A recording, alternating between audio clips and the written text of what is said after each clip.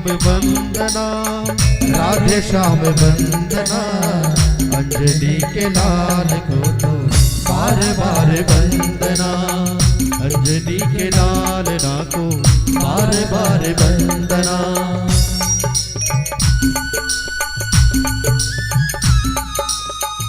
सभी लोग बड़े भाव से ताली की सेवा करते हुए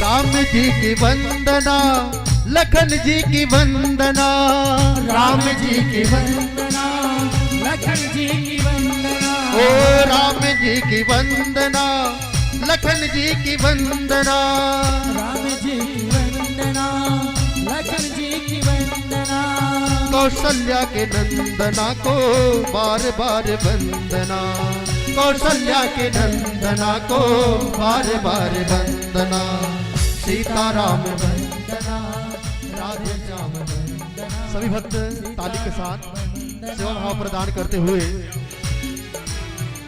अंजलि के ललना को बार बार वंदना, अंजलि के ललना को बार बार वंदना।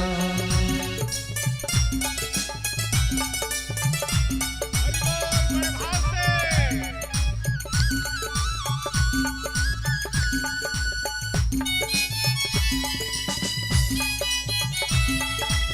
राधे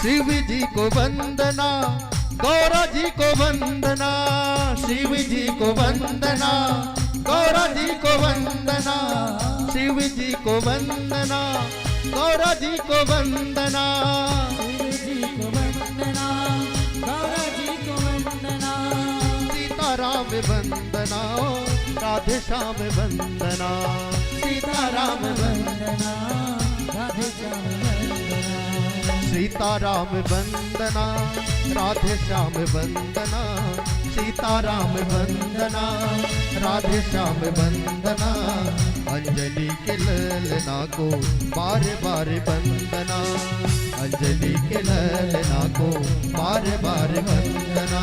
राधे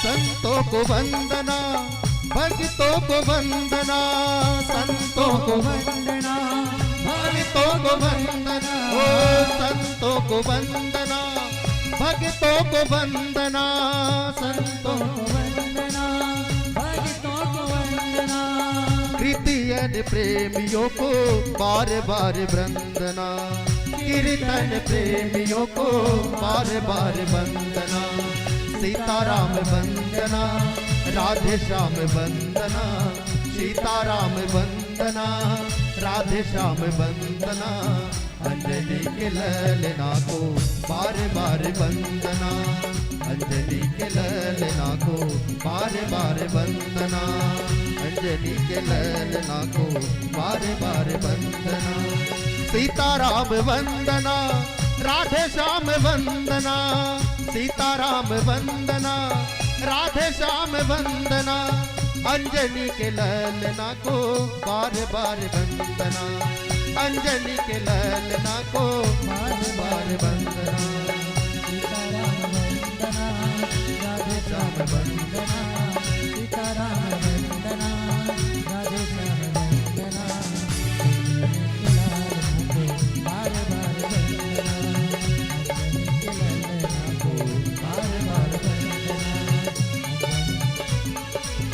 बार बार वंदना। हे गोपाल नंदलाल, हे गोपाल नंदलाल, हे गोपाल नंदलाल, हे गोपाल नंदलाल, हे गोपाल नंदलाल, हे गोपाल नंदलाल, हे गोपाल नंदलाल, हे गोपाल नंदलाल। कृष्ण गोविंद गोविंद गोपाल नंदलाल, कृष्ण गोविंद गोविंद गोपाल नंदलाल, गोपाल नंदलाल, हे गोपाल नंदलाल, हे गोपाल नंदलाल, हे गोपाल नंदलाल।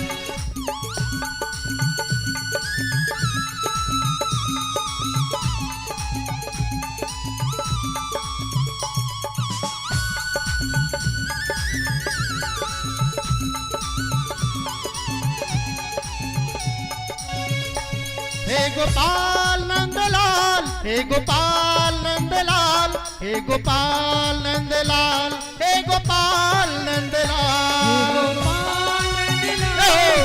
सभी भक्त ताली की सेवा करते हुए हे गोपाल नंदलाल, हे गोपाल नंदलाल, हे गोपाल नंदलाल, हे गोपाल नंदलाल।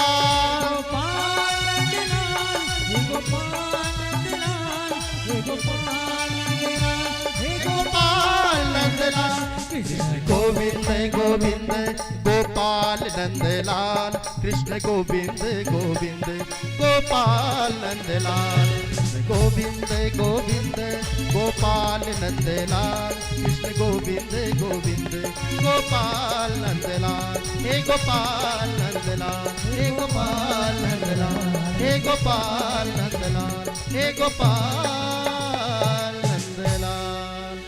जय जय श्री राधे, जय जय श्री राधे, जय जय श्री राधे श्याम।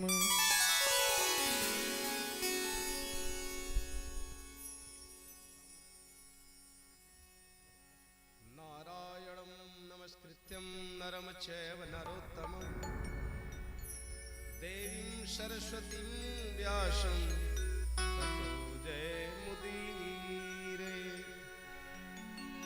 कृष्णाय वासुदेवाय देवकी नंदनाय च नन्दगोपकुमाराय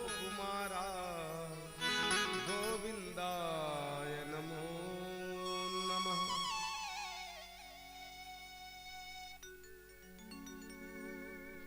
श्री गणेशाय नमः, श्री सरस्वत्यै नमः, श्री गुरुचरण कमलेभ्यो नमः। श्री कृष्णाय वयं नमः। ओम नमो भगवते वासुदेवाय सच्चिदानंद रूपाय विश्वोत्पत्त्यादि हेतवे तापत्रय विनाशाय श्री कृष्णाय वयं नमः।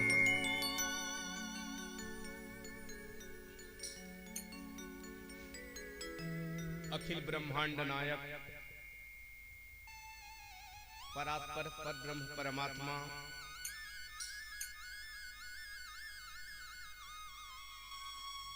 श्री कृष्ण की अहेतुक कृपा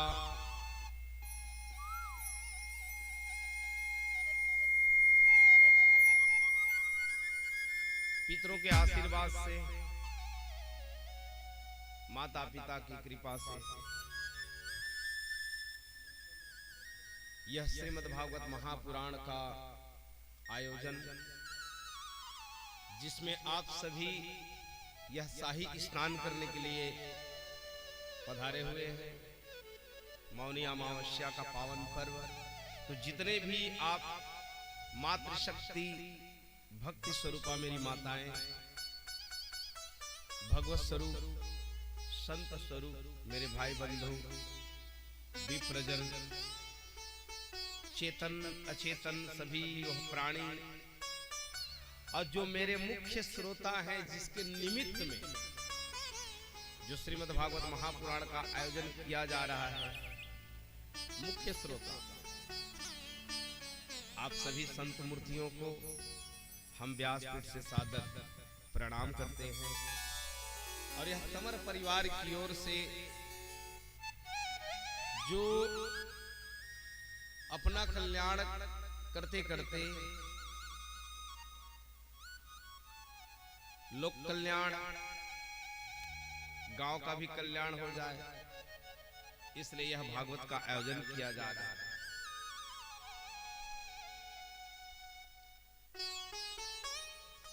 देखिए, बड़ा महापर्व अभी चल रहा है। एक तो मांग का महीना, वो भी आज मौनी अमावस्या है। मैं हर बार मौन व्रत रहता हूँ मौनी को, लेकिन भागवत कथा का आयोजन होना है, इसलिए बोलना पड़ रहा है। तो आप सभी कुंभ में, मेरे महाकुंभ में तो सब स्नान करने गए हैं, लेकिन महाकुंभ यहीं पर आकर के बैठ गए हैं, क्योंकि सब तीर्थ यहीं पर आकर के विराजित है। तो यहां पर स्नान करना से मतलब क्या है? ये जो गंगा में डुबकी लगाओ, कथा को सुनो, तीर्थों का दर्शन है। ये नैमिषारण्य का पावन तीर्थ है। तो आज यह महान श्रीमद्भागवत महापुराण का आयोजन, जिसमें आप सभी श्रोता वृंद पधारे हुए हैं,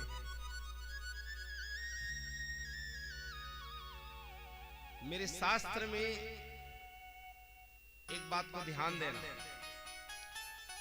आप सभी लोग यहाँ पर कथा सुनने के लिए बैठे हुए हो, और जिसके निमित्त में वो जो पिताजी देव रूपेण हो गए, जो देव,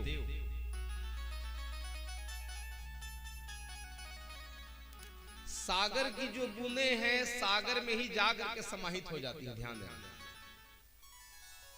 हम सभी सागर की बूंदे हैं।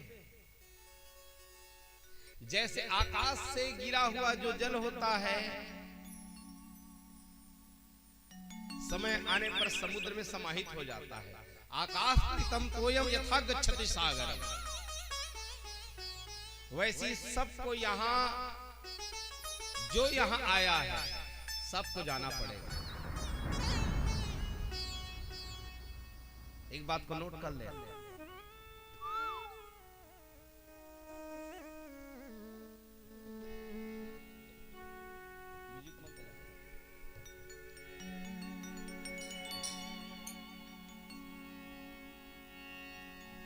सवृक्षा समारूढ़ नानावर्ण विहंगम प्रभाते दशसो दिक्षु तत्र का परिवेदना। जैसे एक वृक्ष में बहुत सारे पक्षी सायंकाल का समय अलग अलग पक्षी आकर के एक वृक्ष में समाहित हो जाते हैं। कौवा भी रहता है, कोयल भी, हंस भी, बकुला भी, अलग अलग जो चिड़िया हैं, पक्षी हैं, आकर के जैसे एक वृक्ष में रात को बिताने के लिए बैठ जाते हैं, सो जाते हैं। लेकिन जहां प्रभात हुआ, प्रातः काल हुआ कि सभी लोग उड़ जाते हैं। वैसे ही ये जो संसार में हमारा मिलन हो रहा है, कोई माता के रूप में, कोई पिता के रूप में, कोई भाई बंधु के रूप में। और हमारे वेद का एक कथन है मेरे भाई बहन, सुन लीजिएगा। यत दृष्टा तत नष्टा, जहां तक आपकी दृष्टि जा रही है वो सभी नाश होगा। समझिएगा बात। यत दृष्टा तत नष्टा, हमारे जो श्रुति हैं, वेद हैं, उनका श्लोक है। जो दिख रहा है वो नाश होगा और जो नहीं दिख रहा है वही यहां रहने वाला। जिसको भी देखो आप, जो दृष्टि में दिखलाई पड़ रहा है, चाहे मैं हूं, चाहे घर हो, चाहे वृक्ष हो, पर्वत हो, पानी हो, यहां तक के सूर्य हो, जितने भी दिखलाई पड़ रहे हैं हमारे सामने में, एक दिन सब नाश हो जाएगा। और जो नहीं दिख रहा वही यहां रहने वाला। मेरे ब्रह्मानंद जी इसी को बताते,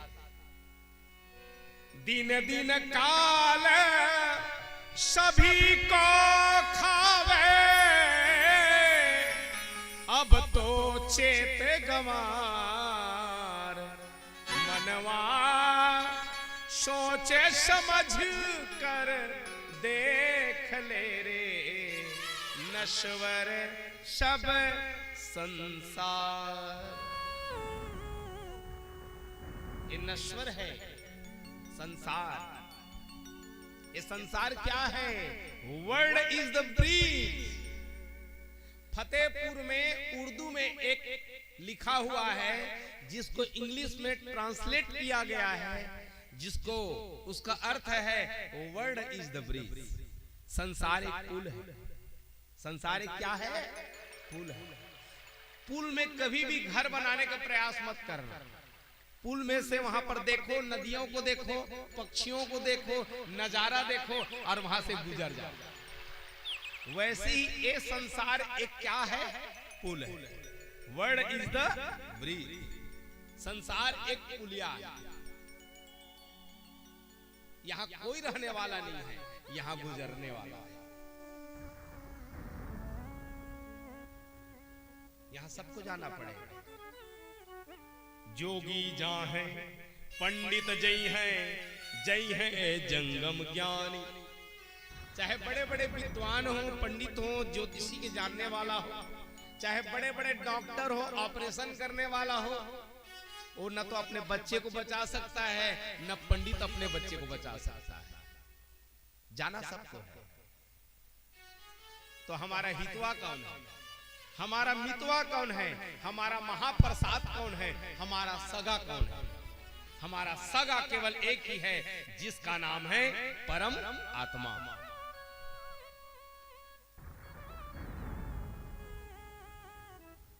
आप लोग जो हमारे सनातनी धर्म है, जिसमें कहा गया है, जो पुत्र शब्द का अर्थ को आप लोग बिल्कुल व्यवस्थित कर रहे हैं। इस संसार में पुत्र कोई बिरले होते हैं, हम तो सब संतान हैं।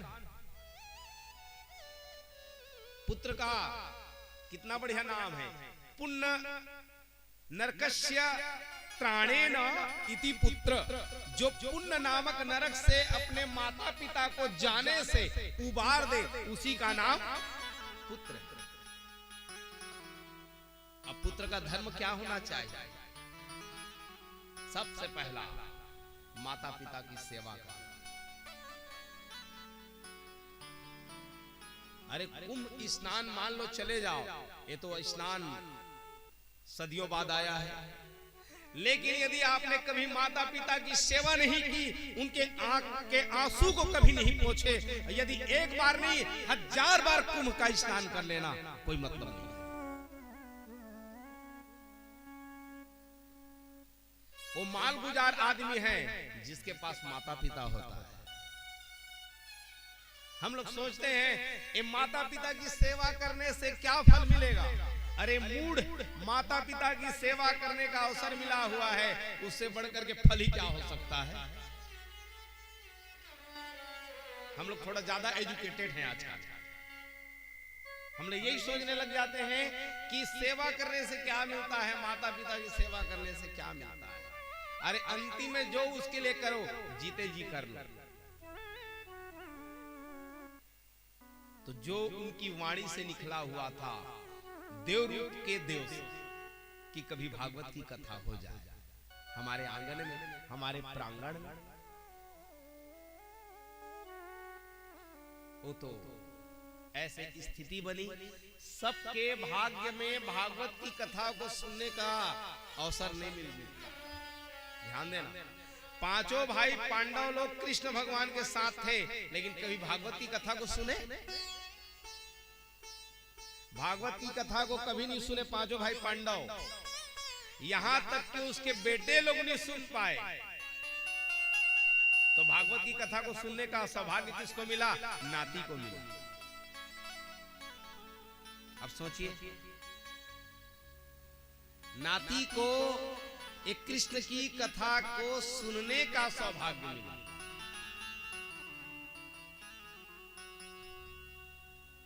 ये भागवत की कथा है, एक कथा सबके समझ में आती नहीं है। इसका नाम ही कृष्ण है, ये बड़ा टेढ़गा है।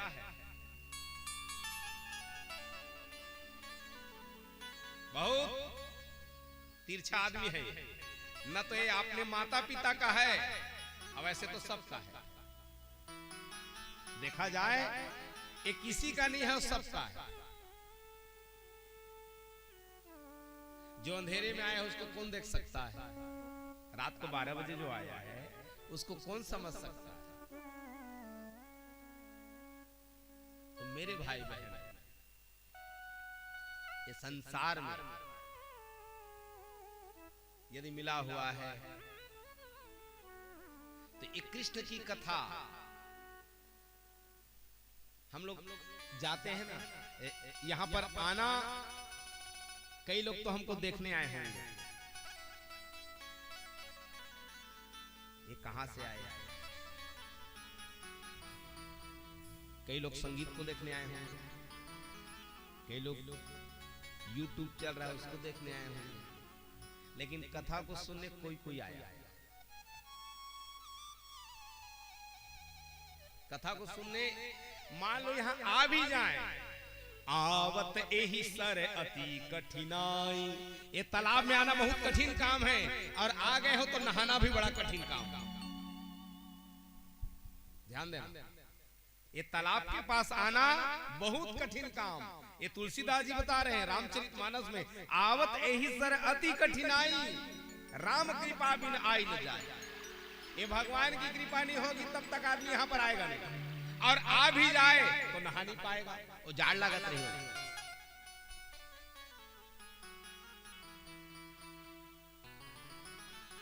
क्योंकि कथा बड़े एकाग्र से सुना जाता है साहेब। एक कृष्ण है, एक कृष्ण का अर्थ क्या है? एक चित्त के मालिक।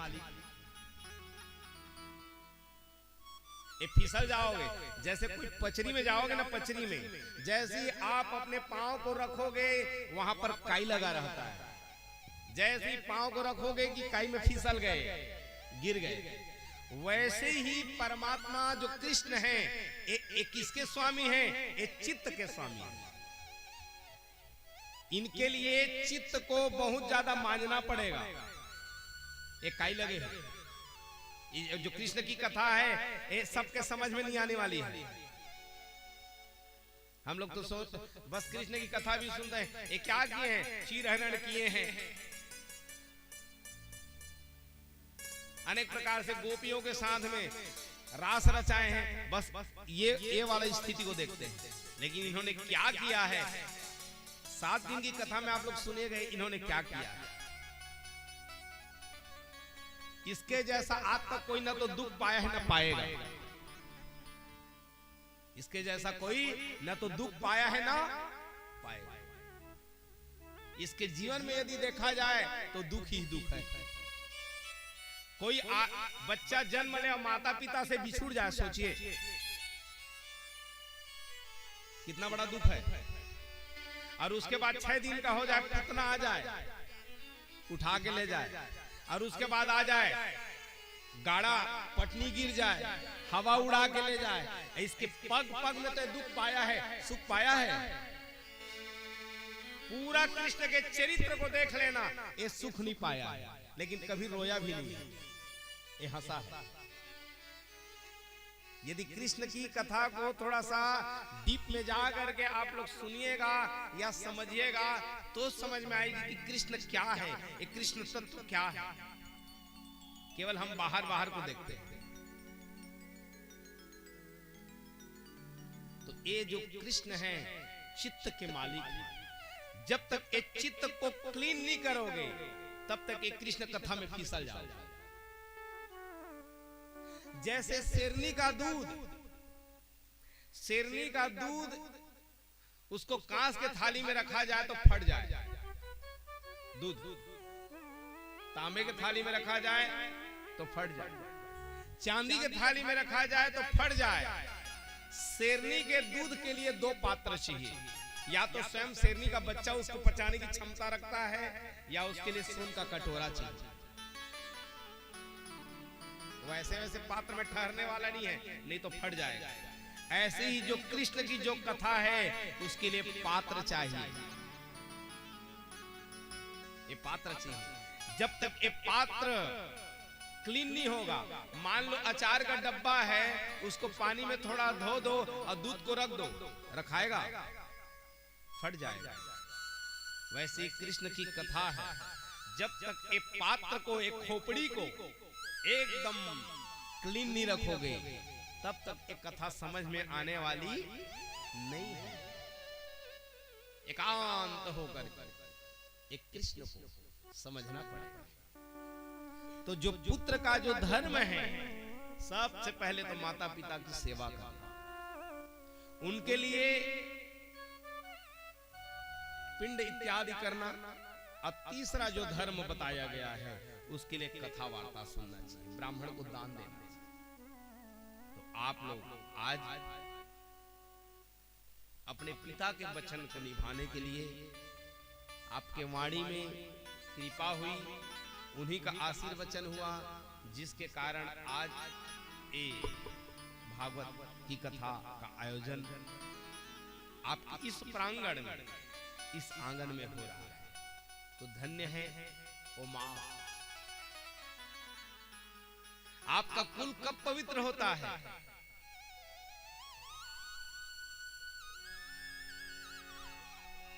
कुलम पवित्रम जननी कृतार्थ। आपका आज कुल पवित्र हो रहा है, ध्यान देना रणजीत सिंह। आदमी का कुल कब पवित्र होता है?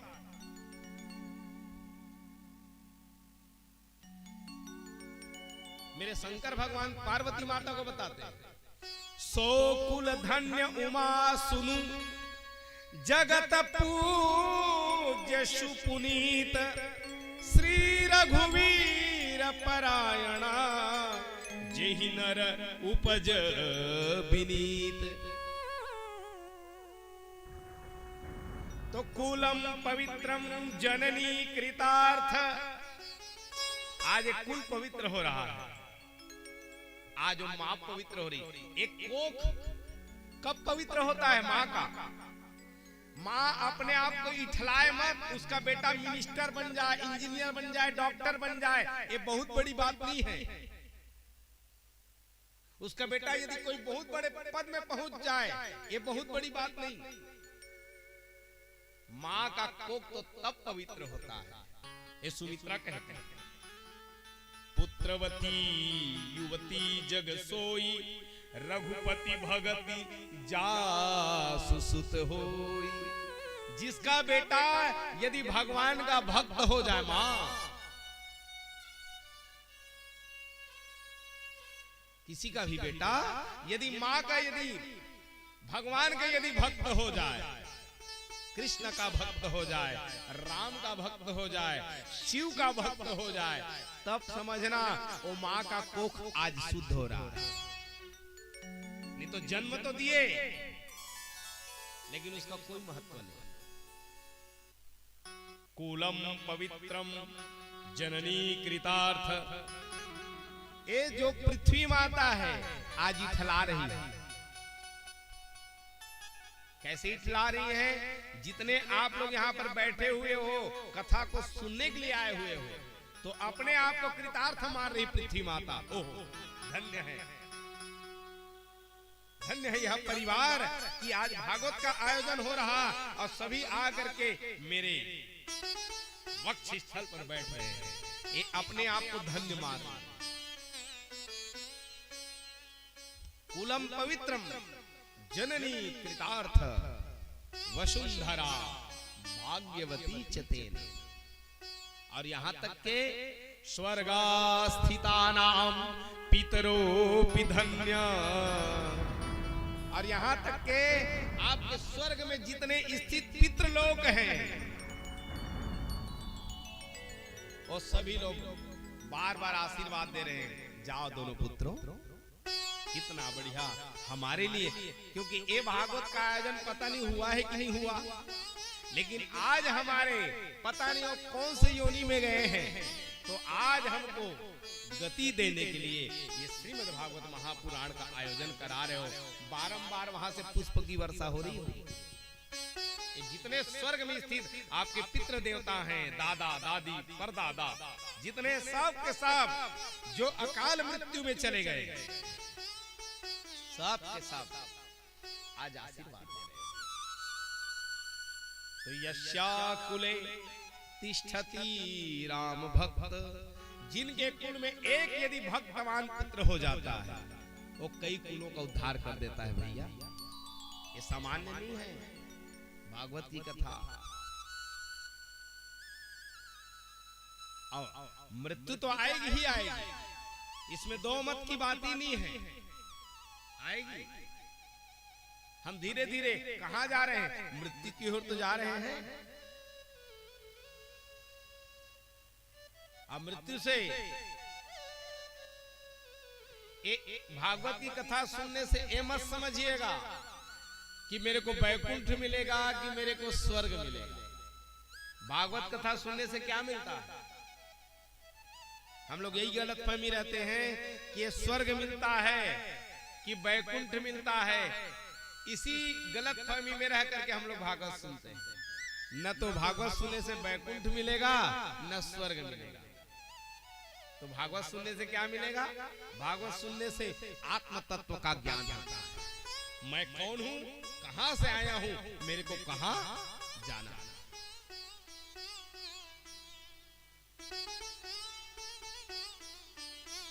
इसीलिए भागवत की कथा को सुनो, धीरे धीरे मृत्यु का भय समाप्त हो जाता है।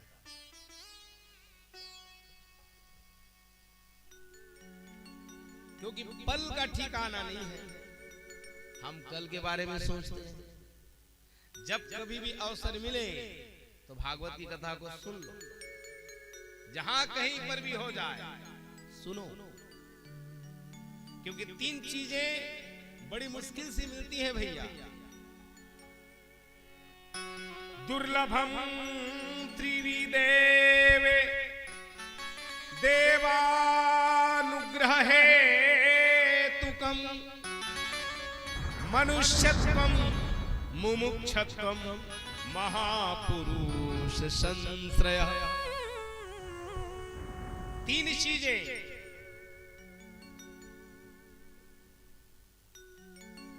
ध्यान देना, हमारे पुराणों में कहीं पर भी नहीं लिखा है कि भगवान दुर्लभ है, कहीं पर नहीं लिखा है। लेकिन एक चीज जरूर लिखा है, एक चीज दुर्लभ है। कौन सा? मनुष्य का जन्म। भगवान दुर्लभ नहीं है, भगवान तो यहीं पर है। भगवान कब प्रकट होते हैं? रामनवमी को, जन्माष्टमी। कब प्रकट होते हैं भगवान? प्रेम ते प्रगट होई मैं जान। जब प्रेम से बुला दो तो भगवान यहीं पर बैठ जाएंगे। प्रेम से भगवान प्रकट होते हैं, उसके लिए कोई दिन तिथि नहीं है।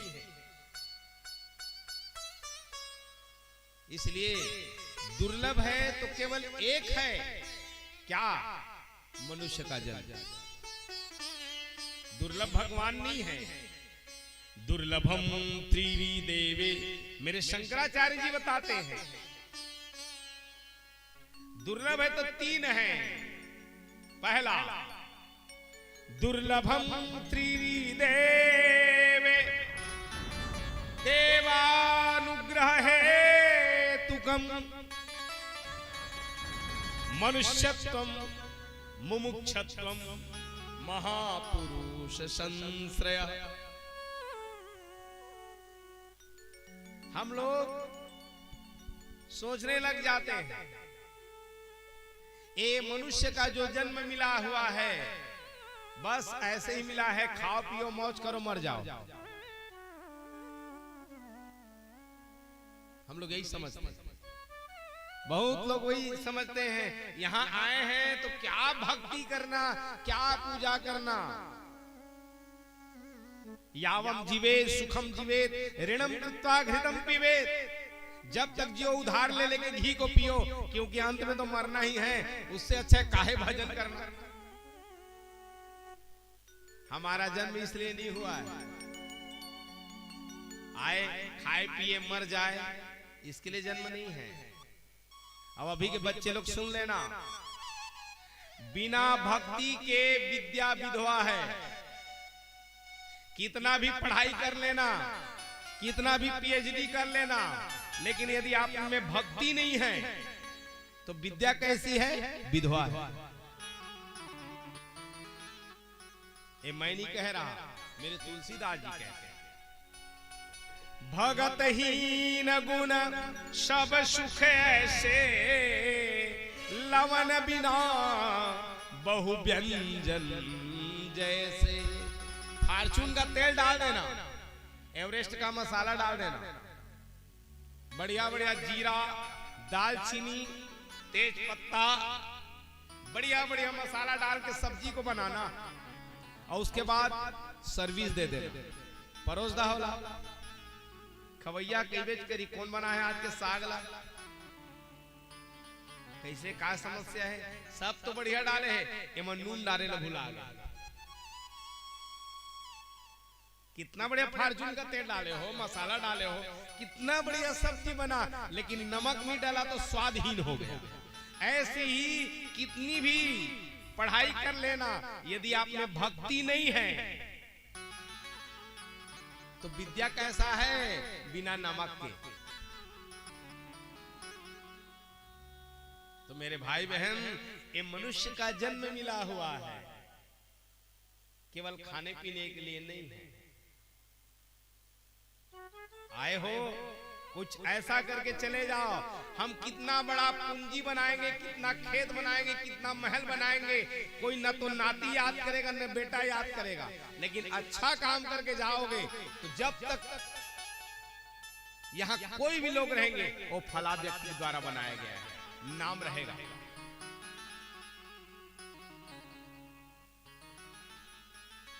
इसलिए आग नाम को नहीं जला सकती, ध्यान देना।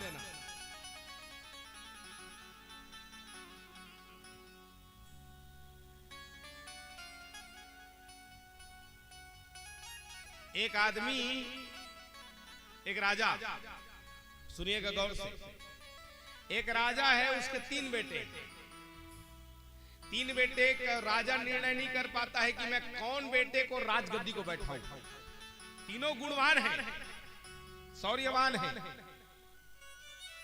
बड़े रूपवान भी हैं, तीनों बेटे हैं।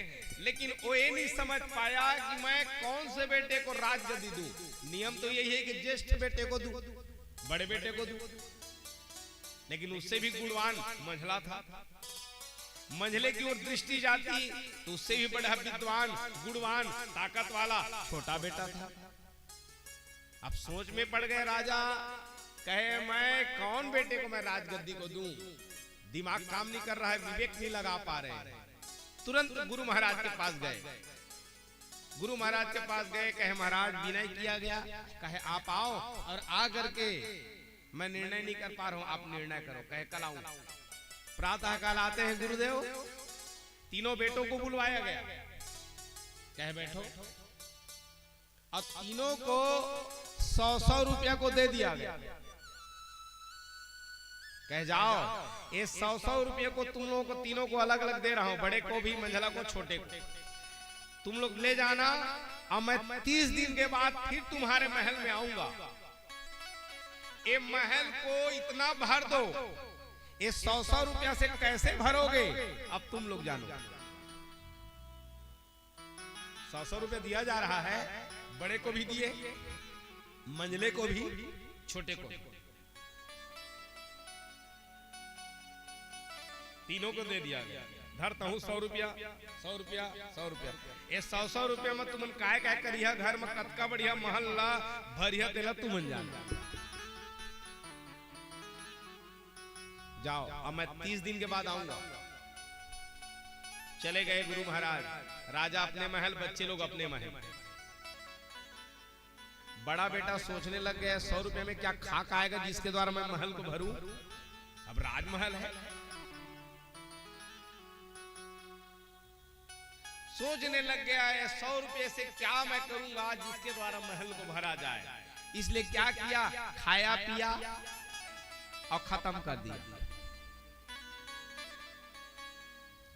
दूसरा जो बेटा है सोचने लग गया 100 रुपए में क्या आएगा कि इतना बड़ा मैं महल है, राजमहल है, इसको मैं भरूं।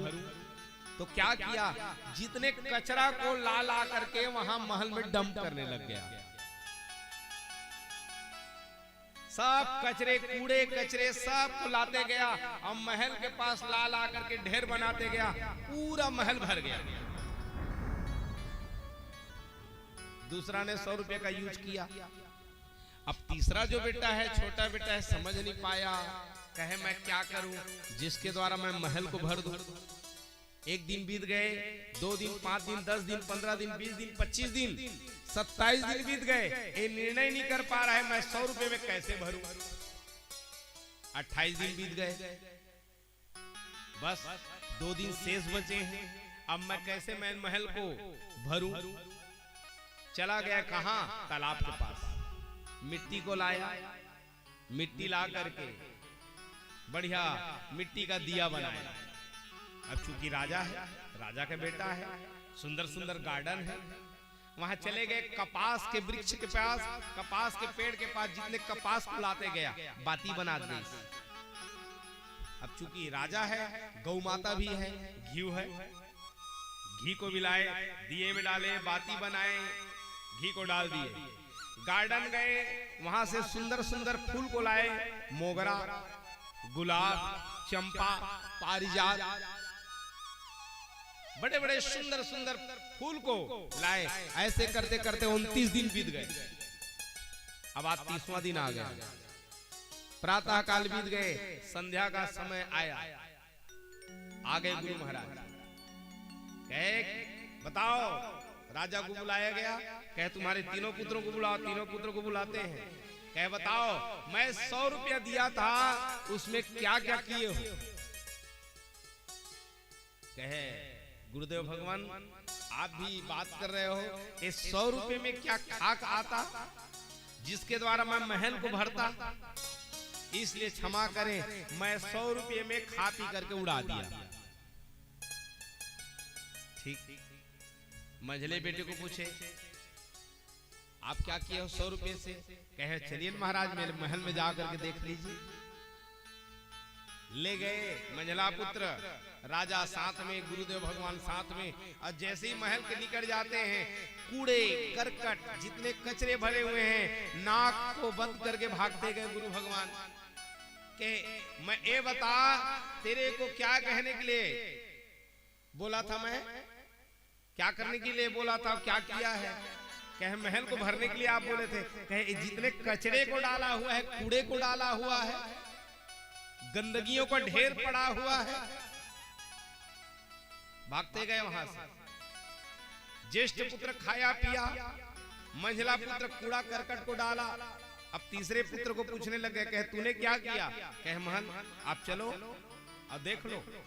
संध्या काल धीरे धीरे हो रही थी, संध्या और रात्रि का मिलन हो रहा था।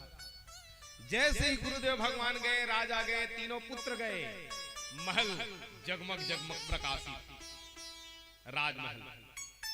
प्रकाश से। और जैसे ही वहां प्रवेश करते हैं तो सुगंधित पुष्प हैं, खुशबू आ रही। ओहो, धन्य है ये महल, कितनी बढ़िया खुशबू आ रही है, कितना बढ़िया प्रकाशित हो रहा है। और जो तीसरा पुत्र था वो 100 रुपये को ले जा करके गुरुदेव भगवान को दिए, कहे महाराज ये 100 रुपये दे रहा ना, ये धर ले, कहे 100 रुपये को आप सकुशल रखो, कहे इसका कोई काम नहीं आया। मेरी प्रकृति माता ने मिट्टी दे दी, उसके द्वारा कपास सुंदर राय बाती बनाए, गौ माता ने के द्वारा मिला हुआ घी दिया जलाया, गार्डन से फूल लाया। ये पैसे से तो खरीदने की चीजें नहीं। अब सोचिए वो 100 रुपये का अर्थ क्या है। बड़ा बेटा को दिया गया था तो 100 रुपये से खाया पिया। हम लोग भी यहाँ संसार में आए हैं, कोई आया है और 100 रुपया माने 100 वर्ष की आयु। कोई आया है, खाया पिया मौज उड़ाया, क्या भक्ति करना, क्या घंटी बजाना, क्या कुंभ जाना, कहां जाओगे, क्या पूजा करोगे, कुछ नहीं, खाए पिए ऐसे करते करते बूढ़े हो गए, मर गए। 1-2 साल बाद नाती मन याद कर ही कतका पूंजी बना है तेला, कोई याद करने वाला नहीं। हाँ, यदि आप अच्छा काम करके गए हो तो जरूर याद आएगा। तो कोई 100 वर्ष की आयु को खा पी करके उड़ा देता है, कोई 100 वर्ष की आयु पाता है तो जितने गंदगियों को भर देता है, काम, क्रोध, मद, लोभ, मोह, मत्सर, वही तो भरे हैं ना हमारे शरीर में। क्या है ये सब जितने कचड़े को भरे हुए हैं, और कहें कि भगवान इसमें प्रवेश करें, भगवान कैसे प्रवेश करेंगे? भगवान तो तब प्रवेश करेंगे जब आपका मन एकदम शुद्ध होना, क्लीन होना, कोई गंदा विचार नहीं। अरे करेला ला कुंभ के मेला ले जाओ, डुबा के ले आ जा तो गुत्तुर हो जाई का हो ही, वो तो करूच रही नहीं। तो भैया सब सुधर जाए, अब आदमी का स्वभाव सुधरने वाला एक पैत नहीं, आदमी 10 पैत भागवत सुन ले, लेकिन एक तो चीज नहीं सुधरे, जेकर नाम का है स्वभाव। तो हमारे जीवन में मिला हुआ है 100 वर्ष की आयु, तो काहे गंदगी को भरना। इसको यदि चाह रहे हो, कृष्ण को यहां प्रवेश करना चाह रहे हो, तो प्लीज जितने गंदगियों को सब बाहर निकालो। एक गंदगी क्या है? एक ठो गांव में एक ठो कुआं रहता है, ध्यान देना, कुआं। पहले का जमाना था केवल एक ही कुआं, उसी से पूरे गांव की आपासी व्यवस्था, पीने का भी साधन, वही पानी को पीते थे, और दूसरा साधन नहीं था पीने का। वो जो कुएं में सभी गांव के लोग गुजारा करते। एक दिन 3 कुत्ते लड़ते लड़ते आया, उसी कुएं में गिर गए, अब मर गए। सब लोग पूछने लग गए अब क्या करना चाहिए, पीने का तो साधन है केवल एक कुआं का पानी, क्या करें जिसके द्वारा कुछ रास्ता दिखे। सब सियान लोग बैठ गए गांव के, कहे बताओ मुखिया लोग कैसे करना चाहिए। कहे बुद्धि काम नहीं करत, ता महाराज कर चला, चल दिन सब कोई महाराज करा भौरेली। महाराज करा गए, पूछे लगे, कहे महाराज हमन के तो बड़ा समस्या हो गए। कहे का समस्या? कहे एक ठो कुआं है और पानी पिए के साधन वही छरे, अहू में 3 ठो कुकुर है, लड़त लड़त आई से और गिर गया, मर गए। ओहो बड़ा गड़बड़ हो गया। तब तू ही उपाय बतावा।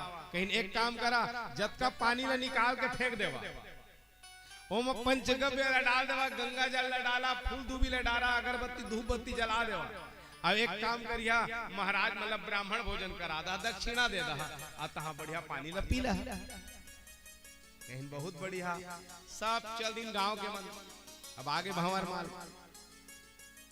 आइन तहजका कुआं के पानी ला फेंकिन पंचगव्य लडार दिन गंगा जल डाली फूल भी जो महाराज बता रही नहीं अब सब कहीं अब चला रस्सी बाल्टी लावा अब पानी न निकाला पीबो सब सियान मन कथे एक पिताऊ तो महाराज कर पूछ लिया पी ले ना अब काय महाराज कर पूछिएगा जब को उपाय तो कह रही ने महाराज है उत्कल तो कर डारे हम अरे तब हो कहीं लइका मन ला कहीं सियान मन एक पैत तो पूछे के फिर चल दिन भौरेली कहीं महाराज अब वो पानी ले पी ली कहीं बिल्कुल जो जो उपाय बता रहे हैं कर डारे हैं कहा कहीं हाँ तू तो कह रहे हैं जौन जौन उपाय सब ला कर डारे हैं कैसा पानी में फेंक दिया हाँ पंचगव्य डाले हो मां डाल डाल गौमूत्र गोबर गौ दही गौ घी पंचगव्य डला गे गंगा जल डला गे फूल दूबी डला गे अगरबत्ती धूप बत्ती अब महाराज लोग दे खिला पिला दे दक्षिणों दे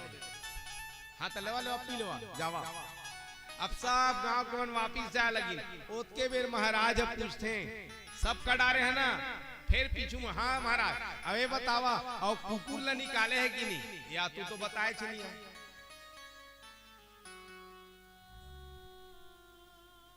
तू तो कुकुर ला निकाले वो कुछ कहे नहीं रहे हमारा तो कुकुर ला नहीं निकाले ना तो परे जब तक वो कुकुर ला नहीं निकालिया तो पानी ला कैसे पीहा रे भैया पहले कुकुर ला निकाल इसने हम मन के शरीर में 3 ठी कुकुर रहे रंजित भैया का काम क्रोध लोभ ये जब तक 3 ठी कुकुर न निकाले नहीं तब तक भगवान आने वाला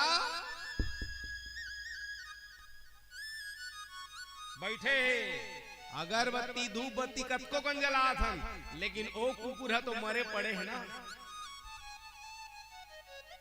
अब भगवान लोग कुछ नहीं चाहिए बस भाव चाहिए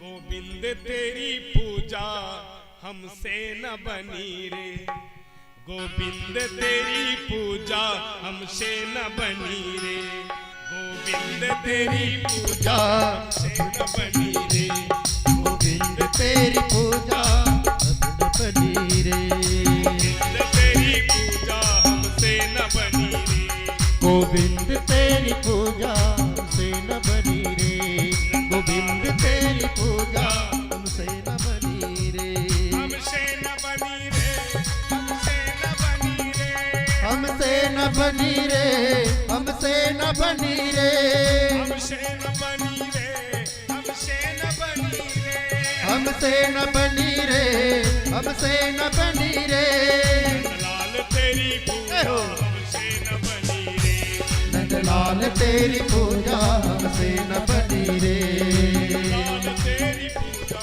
हमसे न बनी रे नंदलाल तेरी पूजा हमसे न बनी रे सभी लोग काली की सेवा करते हुए बड़े भाव से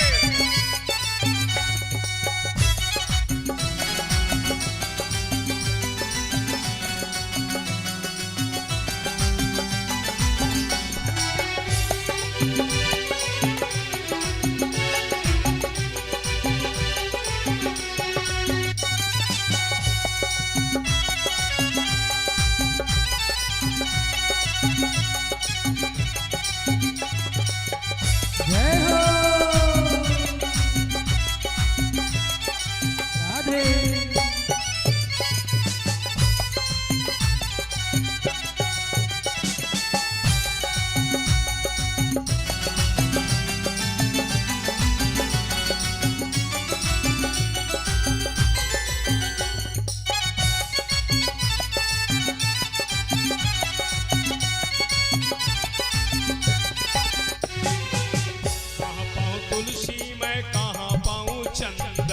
कहाँ पाऊँ तुलसी मैं कहाँ पाऊँ चंदन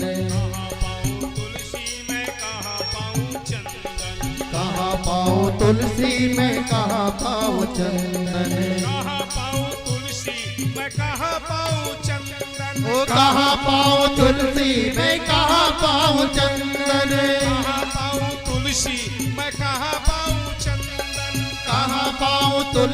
मैं कहाँ पाऊँ चंदन, पाओ यमुना जल से भरी रे। लाल तेरी पूजा हमसे न बनी रे, तेरी पूजा हमसे न बनी रे। लाल तेरी पूजा हमसे न बनी रे, हमसे न बनी रे, हमसे न बनी रे। हमसे न बनी रे, हमसे न बनी रे, हमसे न बनी रे, हमसे न बनी रे। हमसे न बनी रे, हमसे न बनी रे। लाल तेरी पूजा हमसे न बनी रे। लाल तेरी पूजा हमसे न बनी रे, गोपाल तेरी पूजा हमसे न बनी रे। गोपाल तेरी पूजा हमसे न बनी रे। आनंद भगवान की। ये माइक के ही सिस्टम रही काल ले जाबे ठीक है, यही सिस्टम रही तो काल ले जाबे मैं मंगवा ला। ये तो सिस्टम अच्छा नहीं है माइक के। ये छठी छेवारी वाला भागवत होते भैया।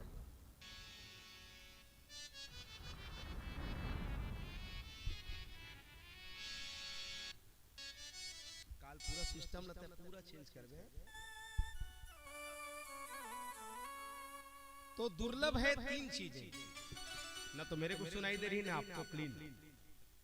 मैं गलत हूं? यही तो मुख्य है।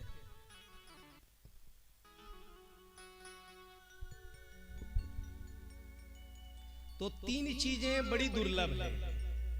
दुर्लभम त्रिविदेवे देवानुग्रह हेतुकम मनुष्यत्वम मुमुक्षत्वम महापुरुष संश्रय।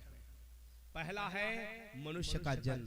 ध्यान देना बच्चों, और सभी लोगों से कहा जा रहा है, ये मनुष्य का तन यूं ही खाने पीने के लिए नहीं मिला है। प्लीज, हम लोग सप्लीमेंट्री आए हैं, एक अवसर मिला हुआ है। चाहो तो देव बन सकते हो, तो चाहो तो फिर 84 का चक्कर लगा सकते हो, चाहो तो डूब सकते हो, ये आपके ऊपर है। ये मिला हुआ है मनुष्य का तन, एक जैसे सप्लीमेंट्री में अवसर मिलता है। आपको एक मौका दिया जा रहा है, आप फी पेपर बनाओ, हो सकता है उसमें डिस्टेंशन मिल जाए। तो मेरे भाई बहन, मेरे आदि शंकराचार्य जी कहते हैं, ये मनुष्य का तन दुर्लभ है, बहुत मुश्किल से, जिसको रामचरितमानस में बताया गया है, बड़े भाग मानुष तन, बहुत भाग्य से ये मनुष्य का तन मिला। तो ये मनुष्य का तन पाने के बाद आदमी भगवान की भक्ति नहीं करता। हम लोग सोच रहे हैं कहां कुंभ जाएं, अब विदेशी लोग आए आके डुबकी लगा रहे, हम कह रहे टाइम नहीं है। एक तो सदियों के बाद मिला है, ये 22वीं सदी में फिर आएगा, 21वीं सदी में तो आने वाला नहीं है, क्योंकि महाकुंभ, कुंभ आ जाएगा, अर्ध कुंभ आ जाएगा, लेकिन ये महाकुंभ आने वाला। ऐसे ही भागवत की कथा भी महाकुंभ का स्नान, ये सब लोगों को नहीं मिलती है, लेकिन बात यहां पर आके रुक जाती है। जगह जगह भागवत हो रही है ना, तो भागवत की कथा क्या है समझ में नहीं आ रही। जैसे टमाटर अभी 10 रुपए 5 रुपए किलो मिला थे ना, तो अगर महत्व समझ में नहीं आ, और यह 100 रुपए किलो मिल जाए तो अगर महत्व समझ में। एक पौवा दे दे भैया, 4 दिन पूरा ले, अभी फेंका था। जगह जगह भागवत हुआ थे ना, तो भागवत के कथा का है समझ में नहीं आ। वो तो महाराजों में नचवाइन कुदवाइन धरीन झोला में पैसा रहेंगे। ये भागवत की कथा का है पूरा 8 दिन समझ में नहीं आया। अभी मैं भागवत की कथा प्रारंभ नहीं किया हूं, अभी तो एक प्लेटफॉर्म में है बैठा रहा हूं, गाड़ी को एक ट्रैक में ला रहा हूं। ये भागवत की कथा क्या है? ये भागवत की कथा मरना सिखाती है, मरा कैसे जाए,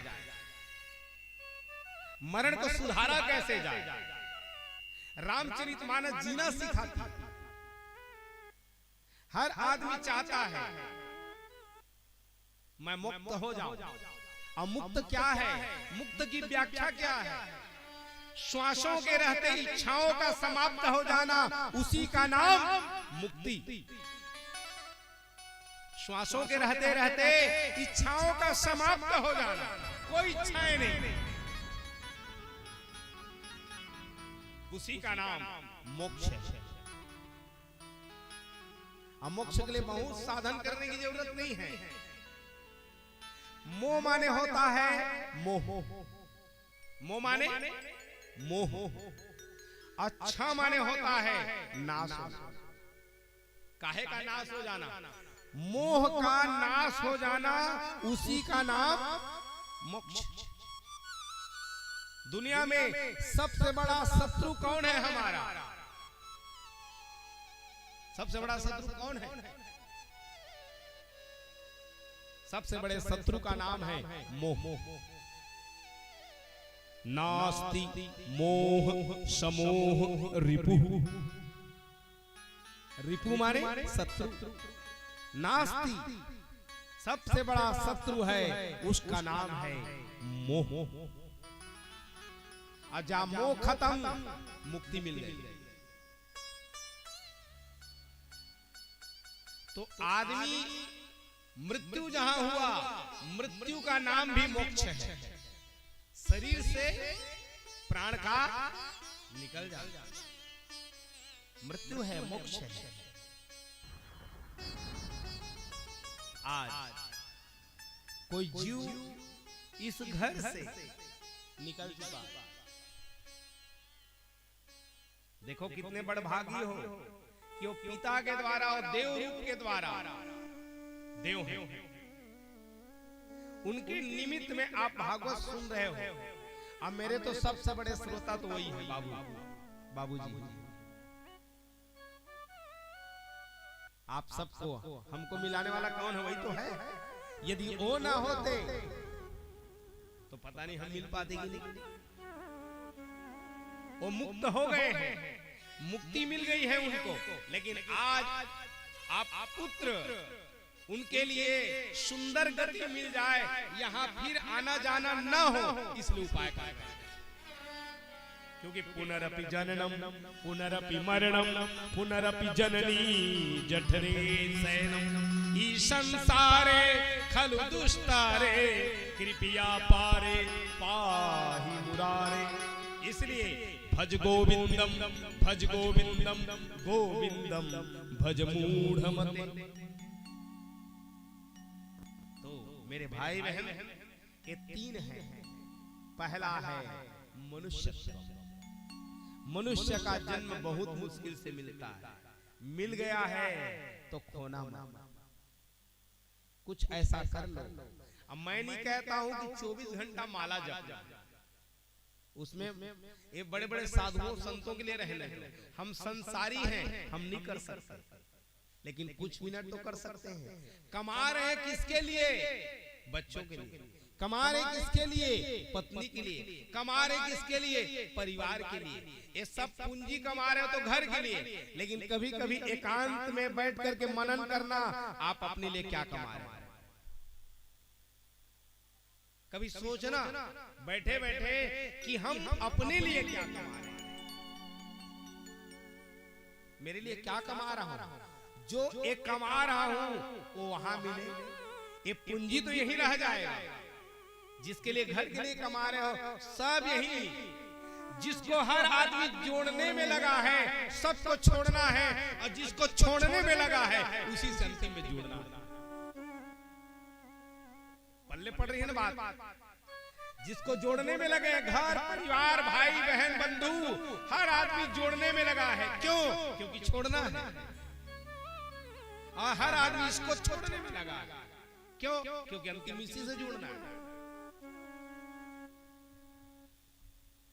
तो दुर्लभम त्रिवी देवे देवानुग्रह हेतुकम मनुष्यत्वम मुमुक्षत्वम महापुरुष संश्रय। तो आज यह श्रीमद् भागवत महापुराण का सुंदर आयोजन, जिसमें एक श्लोक से प्रारंभ हो रहा है। सच्चिदानंद रूपाय जो सत्य है, भगवान संसार में केवल दो ही सत्य है, दो ही सत्य है। पहला है भगवान का नाम और दूसरा है मृत्यु, और तीसरा सत्य नहीं। मृत्यु आएगी ही आएगी। हमन कहत रथन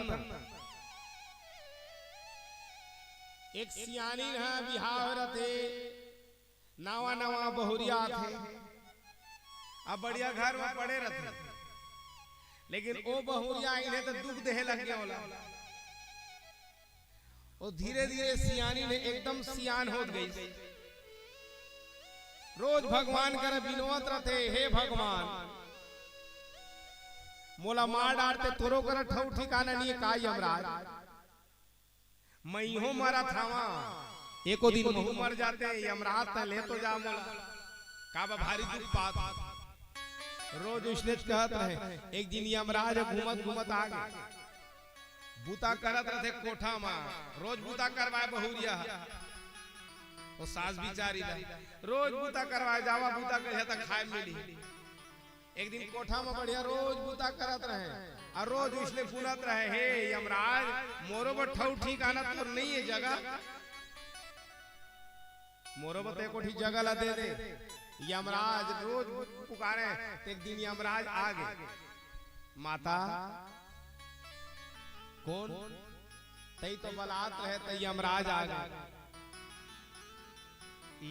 यमराज हाँ हाँ ते रोज कह ना, मोर कर कहूँ ठिकाना नहीं है, मर जाते घला मोर कर, हे यमराज तोर दुआरी में कोई ठिकाना नहीं है, रोज कह समय आ गए हम, अब चलता है मोर कर, या अभी ले जा।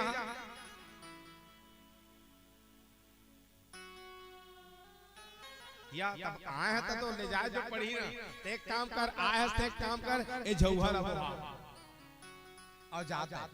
अभी मोर बहुत अकर है, नाती देखना है, पंती देखना है, कुदारी देखना है। कहना है सरल है, करना है बड़ा। भैया यहाँ दो ही सत्य है, एक तो है भगवान का नाम और दूसरा है मृत्यु। मृत्यु से कितना भी बचने का उपाय करना, लेकिन आएगी जरूर। लेकिन भगवान का एक नाम, कृष्ण का एक नाम क्या है? मृत्यु। गीता के अनुसार, गीता में कहते हैं अहम कालोस्मि, हे अर्जुन मैं कालों का काल। तो सत्य है जो चित्त को आनंद प्रदान करने वाले हैं, जो विश्व की उत्पत्ति पालन और प्रलय का कारण, और जो तीन तापों को नष्ट करने वाले हैं, तापत्रय विनाशाय श्री कृष्णाय वयम नमः। ऐसे कृष्ण को बारंबार एक समय नैमिषारण्य नामक पावन तीर्थ में बड़े बड़े शौनक ऋषि लोग बैठे हुए थे। शुद्ध जी महाराज का आगमन हो गया। कभी भी कोई संत महाराज का यदि दर्शन हो जाए तो आप घर के बारे में मत पूछो। संत महाराज का यदि दर्शन हो जाता है तो केवल उनको देखो और प्रणाम करना। बहुत कठिन से संत महात्मा का दर्शन होता है। तो ये जो शुद्ध जी महाराज का जहां आगमन हुआ तो शौनक ऋषि लोग पूछने लग गए। कितना बढ़िया प्रश्न कर रहे हैं। शौनक वाच अज्ञान ध्वांस विध्वंस कोटि सूर्य समप्रभम सुताख्या कथा सारम मम कर्ण रसायनम। हे शुद्ध जी महाराज, हमारे अज्ञानता रूपी अंधकार को मिटाने के लिए आप साक्षात सूर्य बन करके आए हैं, ज्ञान को प्रकाश देने के लिए। आप बैठो, हमको ऐसे कोई कथा को सुना दो। जो कथा को सुना दोगे ऐसे हमारे कान में रसायन को डालो जो क्या प्रदान करे? भक्ति ज्ञान विराग, तो जो भक्ति भी प्रदान करे ज्ञान भी प्रदान करे और वैराग भी प्रदान करे। देखो भक्ति का काम क्या है? जोड़ना। भक्ति का काम क्या है? जोड़ता है। अब वैराग का काम छोड़ना। अब किससे हमको जुड़ना है और किसको छोड़ना है, इस बात का जहां ज्ञान आ जाए उसके बाद परमात्मा मिल जाए। हम सबको किससे जुड़ना है, अब किसको छोड़ना है? वैराग का अर्थ क्या है? छोड़ना। वैराग, ये संसार वैराग है। जैसे हम घर में रखन, समझिए ना, एक घर तो बनाए हैं, घर बनाए हैं काकर बा हमर बा, और रहीबो हमन, रहीबो का ही हला हमन नहीं रहन, हमन तो बर और पीपर तरी रहीबो। कहाँ रहथन हमन? आदमी अपन में घर बनाते और रथे कहाँ? सबेला पूछा था घर में रथे कि आखिरी मोह पीपर और बर तरी रहते। अपने खातिर महल बनाया, आप जाए जंगल बीच सोया।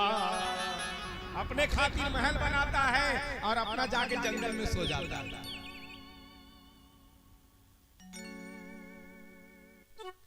अरे कोई भी बनाया होगा, घर बनाया, और उसके बाद कौन रहता है यहाँ? सब हमारा ठिकाना वही है, श्मशान। हमारा ठिकाना इधर नहीं है। भली बात कड़वी लगे, लेकिन हमारा वास्तविकता में ठिकाना है श्मशान। तो जिससे जुड़ना है और किसको छोड़ना है, इस बात का जहां ज्ञान आ जाए तो समझ जाना भगवान मिल गए और विवेक जागृत हो जाए। तो ऐसे सूत जी महाराज से पूछ रहे हैं कि महाराज वो कृष्ण की प्राप्ति भी करा दे, ऐसे कोई पावन कथा को सुनाओ। कहे आप लोगों ने जो प्रश्न किया है वैसे ही सनकादिक ऋषियों के साथ नारद जी ने किया। कहे महाराज नारद जी और सनकादिक ऋषियों का मिलन कब कैसे होता है? थोड़ा जीवा को पवित्र करते हैं, फिर परम आख्यान में हम लोग प्रवेश करेंगे।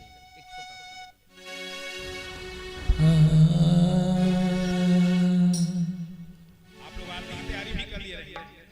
गोविंद गाले गोपाल गाले, जीवन की नैया किनारे लगा ले, किनारे लगा ले।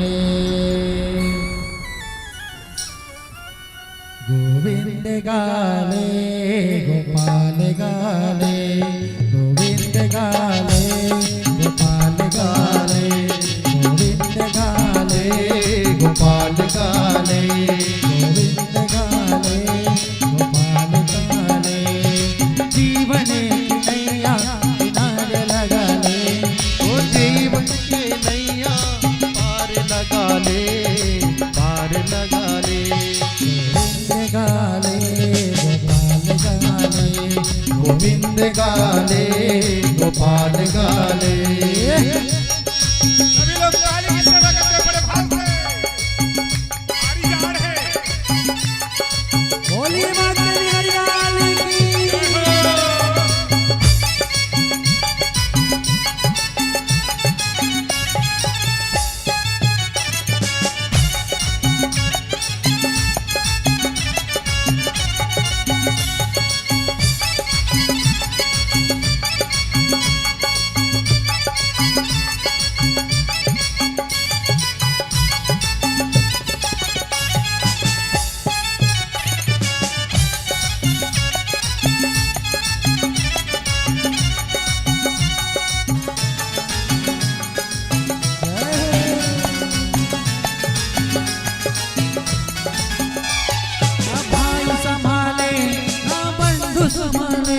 और भाई संभाले ना बंधु संभाले, भाई संभाले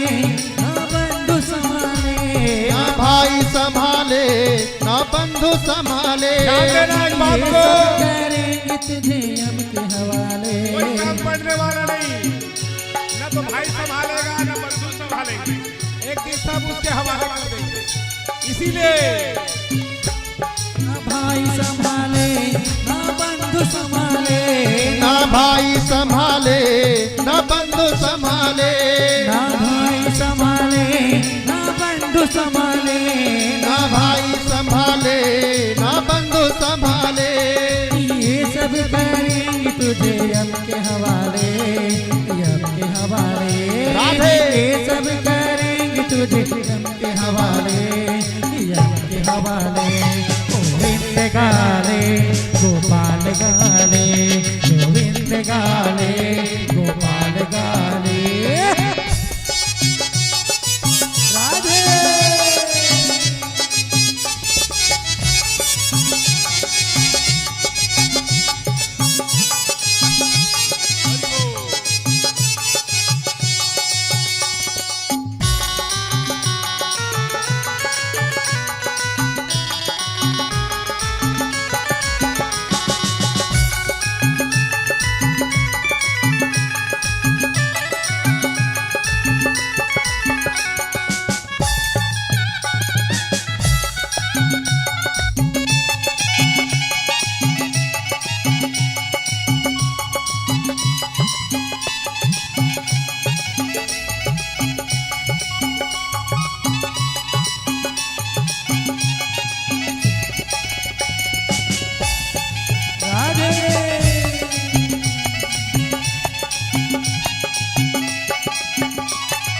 दुनिया के साथी हैं सबसे निराले, दुनिया के साथी हैं सबसे निराले।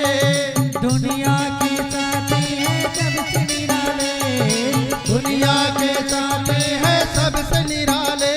बाहर से उजाले अंदर से काले, अंदर से काले। बाहर से उजाले अंदर से काले, अंदर से काले। गोविंद गाले गोपाल गाले, गोविंद गाले गोपाल गाले।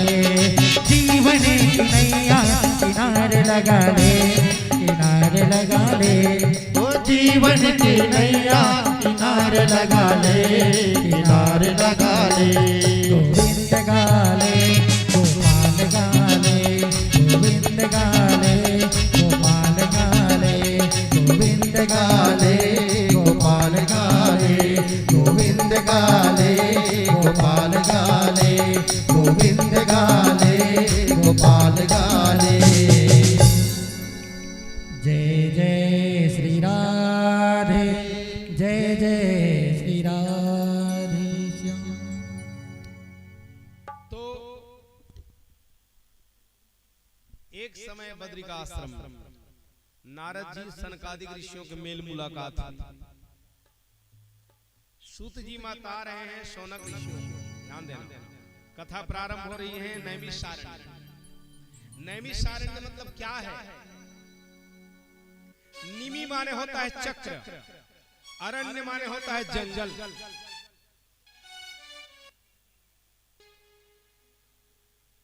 निमि माने चक्र, अरण्य माने जंगल।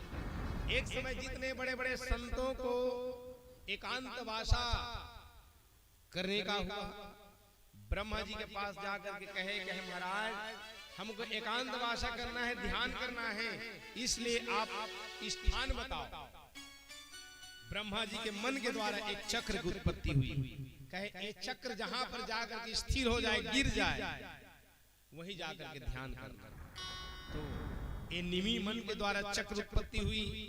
आगे आगे चक्र, पीछे पीछे संत महात्मा लोग एक अरण्य में जाकर के चक्र गिर जाते। इसलिए निमि अरण्य माने नैमिषारण्य।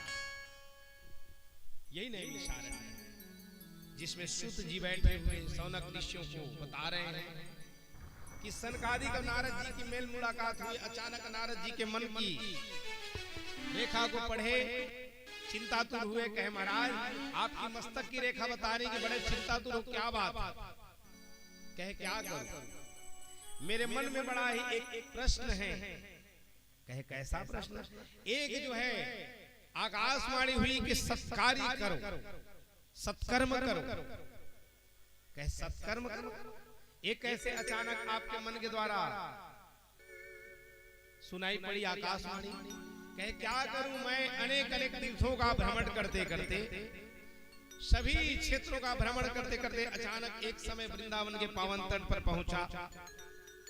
तो वहां पर देखते के दृश्य को देखा तो मैं बड़ा ही अचंभित हुआ। एक जवान माता अपने 2 पुत्रों को गोदी में लेकर के बैठी हुई है। जो 2 पुत्र हैं बड़े वृद्ध हैं। जैसे मैं निकल रहा था अचानक ओ तरुणी माता चिल्लाने लग गई। कहे महाराज आप रुको। भो भो साधो क्षणम तिष्ठ। हे साधु महाराज थोड़ा रुकिए, क्षण भर रुक जाइए। क्योंकि साधुओं का एक क्षण भी दर्शन करना बड़ा कृतार्थ हो जाता है जी। कहे मेरे दुख को तो निर्वित कीजिए, दूर कीजिए। कहे तुम कौन हो? कहे मेरा नाम भक्ति है। कहे ये दोनों बड़े हुए कहे ये मेरे पुत्र हैं। कहे क्या करूं महाराज, मेरा जो जन्म हुआ है उत्पन्नो द्रामीणो देश। भक्ति का जन्म कहां होता है? दक्षिण में। दक्षिण माने ये नाम कितना बढ़िया बता रही है। सत्संग में बैठोगे तो भक्ति का जन्म होता है, ध्यान दें। उत्पन्नो द्रामीणो देश। जब कथा को सुनोगे तो द्रवित जब होता है तो भक्ति का जन्म होता है। उत्पन्ने द्रामीणो देशे वृद्धे कर्नाटके। भक्ति बढ़ती कब है? बार बार कथा को सुनोगे कर्नाटके, माने कान के द्वारा बार बार सुनोगे तो भक्ति बढ़ने लग जाती है। कंचिते महाराष्ट्र। महाराष्ट्र में मेरा आदर हुआ, लेकिन जहां गुजरात पहुंची, सौराष्ट्र देश पहुंची तो मैं बूढ़ी हो चली।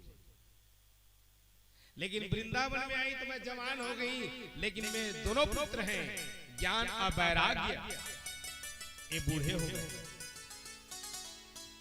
तो आप ऐसा उपाय करो जिनके द्वारा दोनों के दोनों जवान हो जाएं। बार बार गीता का पाठ करते हैं, वेद उपनिषद की बार बार कान में सुनाते गए तो ज्ञान और वैराग्य थोड़ा जगते फिर सो जाते। हर आदमी के ज्ञान और वैराग्य सब सुनते हैं, ध्यान रखना। अभी कथा सुना था तब जाग गए। अभी ज्ञान और वैराग्य है, कथा सुना ले जागे हैं, और जहां एमएलए पार जाओ ना तहां फिर सूझ जाए। ये गीता और उपनिषद बार बार सुनाया जा रहा है तो बार बार ऐसे आंख को खोलते ज्ञान और वैराग्य, चेतना आती। लेकिन जहां कुछ समय के बाद अचेता में चले जाते। कहे महाराज ये जवान हो जाएं तो हमारे ज्ञान और वैराग्य बूढ़े हैं। जब तक भक्ति नहीं करोगे, जब तक सत्संग नहीं करोगे, तब तक ज्ञान और वैराग्य जवान होने वाले नहीं। इसीलिए कहे महाराज आप कोई उपाय करो। कहे मैं हे भक्ति, मैं तेरे को हर के हृदय में न बसा दूं ज्ञान और वैराग्य भक्ति को, तो मैं हरि का दास।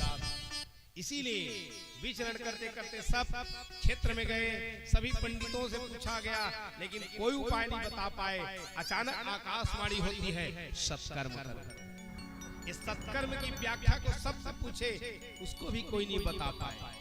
इसीलिए बद्रिकाश्रम को चले जाते हैं जहां नारद जी सनकादिक ऋषियों थे, सनक सनंदन सनातन सनत कुमार, चारों ऋषि कुमारों से मेल मुलाकात होती है। पूछे कहे महाराज वो सत्कर्म की व्याख्या क्या है, कृपा पूर्वक बताइए। कहे हे देवर्षि, सत्कर्म मतलब होगा श्रीमद् भागवत महापुराण। जब तक श्रीमद् भागवत महापुराण को उनको सुनाओगे नहीं, तब तक ज्ञान और वैराग्य अचेतावस्था में है। कहे महाराज ये बताइए वो श्रीमद् भागवत महापुराण क्या है और कहाँ सुनाया जाए। कहे जाओ हरिद्वार में चले जाना, वहाँ आनंद घाट है, वहीं पर श्रीमद् भागवत महापुराण की कथा होगी। तुम श्रोता बनोगे, वक्ता हम लोग बनेंगे। देखो कितना बढ़िया, हरि के द्वार में ही आनंद का घाट है। ध्यान देना, कहीं आपको आनंद की प्राप्ति नहीं मिलेगी, हरि के द्वार में ही मिलेगी। तो आज नारद जी श्रोता बनते हैं और वक्ता सनकादिक ऋषि लोग सुंदर श्रीमद् भागवत महापुराण को सुनाते गए। जैसे जैसे श्लोक को सुनाते गए, श्लोक को सुनाते सुनाते समय आने पर हवा के तरंग धैर्य के द्वारा एक ज्ञान और वैराग्य के दोनों के कर्णपुट में जहां पड़े हुए हैं, धीरे धीरे उनमें चेतना आते गई और चेतना आते जाते बारंबार भगवान श्री कृष्ण का नाम लेते लेते श्री कृष्ण गोविंद हरे मुरारे नाथे ते नामानि मुहुर्वदन्ति, बारंबार भगवान का नाम गुणगान करते करते और वह जो है वही जहाँ भागवत हो रही थी वहां पहुंचे। बारंबार दंडवत किया गया, प्रणाम किया गया। हे सौनक ऋषियों, श्रीमद् भागवत महापुराण का इतना महत्व है, चाहे कोई भी पापात्मा क्यों न हो, यदि वो कथा को श्रवण कर लेता है उसका भी तारा तरण हो जाता है। कहे महाराज ये बताइए कोई पापी है जो श्रीमद् भागवत महापुराण को सुना और उसका तारा तरण हो गया? कहे हाँ। कहे कौन? वो धुंधकारी। कहे कौन धुंधकारी है, कैसे उसका तारा तरण हो जाता है? कृपा पूर्वक बताइए। अभी कथा को मैं यहीं पर विश्राम दूंगा क्योंकि समय हो चुका है, रात्रि काल की बेला हो रही है। कल 2:30 बजे से, दिखाया तो 3 बजे से है, 2:30 बजे से कथा की परिपाटी चलेगी। प्रातः काल हम लोग 6, सवा 6 बजे यहाँ के पाठ करेंगे, 8 बजे तक, 8:30, 9 बजे तक, 8 से 8:30 से जैसे भी हमारे संजय भाई पूजा का टाइम आप लोग को दे देंगे। 8 से 9 के बीच पूजा इत्यादि हो जाए। उसके बाद जितने भी पारा मोहल्ले हैं, घर के लोग सब तैयार हो जाना, तुलसी की बढ़िया परिक्रमा होगी। उसके बाद मांगलिक प्रातःकालीन आरती होगी तो 10 बजे तक क्लोज करेंगे। ये सब प्रक्रियाएं। उसके बाद जो भी चाय फलाहार थोड़ा विश्राम करेंगे, फिर 2 बजे से 2:30 बजे से फिर हरि इच्छा तक कथा चलेगी। एक परिपाटी रहेगा। आप लोग समय को और निर्धारित कर लीजिएगा। अभी समय संध्या काल, रात्रि काल की बेला हो चुकी, इसलिए थोड़ा कथा को यहीं पर विश्राम दूंगा। आप लोग आरती की थाल सजाइए, आरती करेंगे। उसका प्रसाद लेकर के ही सभी लोग अपने अपने मंदिर रूपी घर की ओर प्रस्थान करेंगे। आज की कथा यही पर विश्राम। बोलो आनंद कंद भगवान की जय।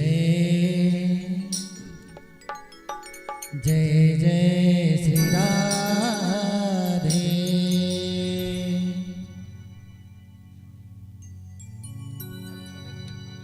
हरि की कथा सुनाने वाले, प्रभु की कथा सुनाने वाले,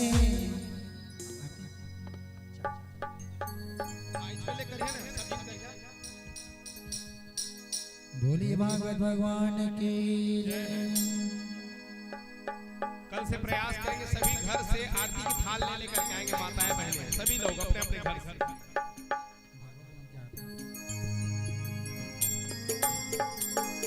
बोलिए भागवत भगवान की जय। कर्पूर गौरम करुणावतारम संसार सारम भुजगेन्द्रहारम सदा वसंतम हृदयारविंदे भवं भवानी सहितं नमामि। श्री भागवत भगवान की है आरती, पापियों को पाप से है आरती। श्री भागवत भगवान की है आरती, पापियों को पाप से है आरती।